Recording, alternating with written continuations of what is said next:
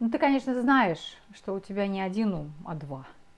Один у тебя ум логический, другой ум интуитивный. Всю нашу с вами сознательную жизнь, поскольку мы люди, которые проживают в западном обществе, нас с вами учат: думай, думай лучше, думай, принимай решения, решения из логики. Этот логический ум, он простраивает логические решения степ-бай степ.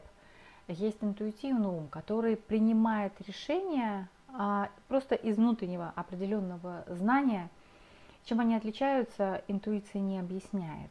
Она просто выдает вам оптимальный на данный момент вариант развития событий для вас.